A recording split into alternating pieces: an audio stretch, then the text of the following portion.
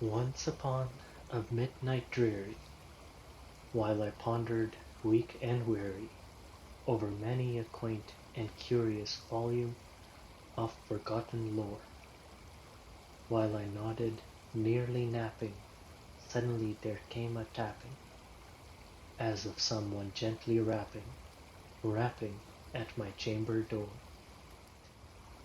"'Tis some visitor," I muttered, tapping at my chamber door. "Only this, and nothing more." Ah, distinctly I remember it was in the bleak December, and each separate dying ember wrought its ghost upon the floor. Eagerly I wished the morrow, vainly I had sought to borrow from my books surcease of sorrow, sorrow for the lost Lenore, for the rare and radiant maiden whom the angels name Lenore, nameless here forevermore. And the silken, sad uncertain rustling of each purple curtain thrilled me, filled me with fantastic terrors never felt before, so that now, to still the beating of my heart, I stood repeating, "It is some visitor, entreating entrance at my chamber door." Some late visitor, entreating entrance at my chamber door. This it is, and nothing more. Presently my soul grew stronger, hesitating then no longer. "Sir," said I, "or madam, truly your forgiveness I implore. But the fact is I was napping, and so gently you came rapping, and so faintly you came tapping, tapping at my chamber door, that I scarce was sure I heard you, ere I opened wide the door. Darkness there, and nothing more. Deep into that darkness peering, long I stood there wondering, fearing, doubting, dreaming dreams no mortals ever dared to dream before. But the silence was unbroken, and the stillness gave no token, and the only word there spoken was the whispered word, "Lenore." This I whispered, and an echo murmured back the word, "Lenore." Merely this, and nothing more. Back into the chamber turning, all my soul within me burning. Soon again I heard a tapping, somewhat louder than before. "Surely," said I, "surely that is something at my window lattice. Let me see, then, what thereat is, and this mystery explore. Let my heart be still a moment, and this mystery explore. It is the wind, and nothing more."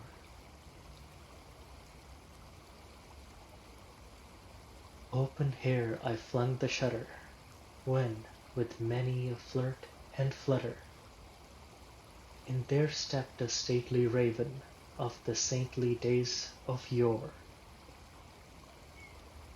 Not the least obeisance made he, not a minute stopped or stayed he, but, with mien of lord or lady, burst above my chamber door, burst upon a bust of Pallas just above my chamber door, perched and sat, and nothing more. Then this ebony bird, beguiling my sad fancy into smiling, by the grave and stern decorum of the countenance it wore, "Though thy crest be shorn and shaven, Thou, I said, art sure no craven, ghastly grim, an ancient raven, wandering from the nightly shore. Tell me what thy lordly name is on the night's Plutonian shore. Quoth the raven, nevermore. Much I marvelled this ungainly fowl to hear discourse so plainly, though its answer little meaning, little relevancy bore. For we cannot help agreeing that no living human being ever yet was blessed with seeing bird above his chamber door, bird or beast upon the sculpted bust above his chamber door, with such name as Nevermore. But the raven, sitting lonely on the placid bust, spoke only that one word, as if his soul in that one word he did outpour. Nothing further than he uttered, not a feather than he fluttered, till I scarcely more than muttered, other friends have flown before. On the morrow he will leave me, as my hopes have flown before. Then the bird said, nevermore. Startled at the stillness broken by reply so aptly spoken, doubtless, said I, what it utters is its only stock and store, caught from some unhappy master, whom unmerciful disaster followed fast and followed faster, till his songs one burden bore, till the dirges of his hope that melancholy burden bore, of never, nevermore.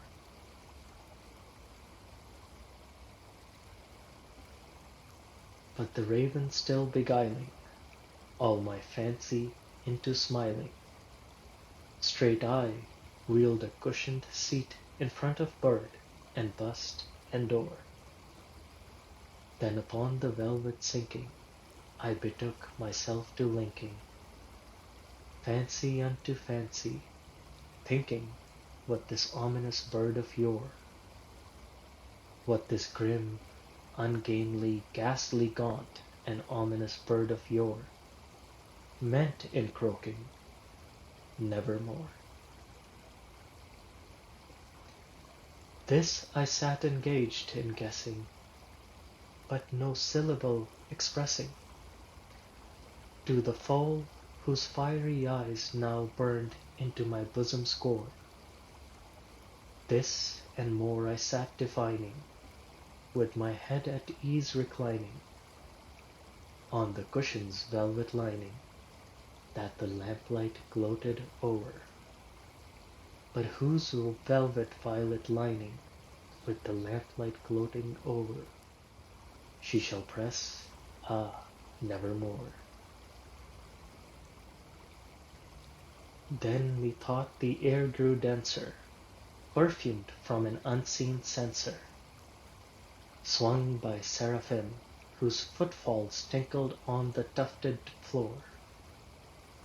Wretch, I cried, thy God hath lent thee, by these angels he hath sent thee, respite, respite, and nepenthe from thy memories of Lenore. Quaff, O quaff, this kind nepenthe, and forget this lost Lenore. Quoth the raven, nevermore. Prophet, said I, thing of evil, prophet still, if bird or devil, whether tempter sent, or whether tempest tossed thee here ashore. Desolate yet all undaunted, on this desert land enchanted, on this home by horror haunted, tell me truly, I implore, is there Is there balm in Gilead? Tell me, I implore. Quoth the raven, nevermore. Prophet, said I, thing of evil, prophet still, if bird or devil, by that heaven that bends above us, by that God we both adore, tell this soul with sorrow laden, if, within the distant Aidenn, it shall clasp a sainted maiden whom the angels name Lenore. Clasp a rare and radiant maiden whom the angels name Lenore. Quoth the raven, nevermore. Be that word our sign in parting, bird or fiend, I shrieked, upstarting. Get thee back into the tempest and the night's Plutonian shore. Leave no black plume as a token of that lie thy soul had spoken. Leave my lonely nests unbroken, quit the bust above my door. Take thy beak from out my heart, and take thy form from off my door. Quoth the raven, nevermore. And the raven, never flitting, still is sitting on the pallid bust of Pallas, just above my chamber door. And his eyes have all the seeming of a demon's that is dreaming, and the lamplight o'er him streaming throws his shadow on the floor, and my soul from that shadow that lies floating on the floor shall be lifted nevermore.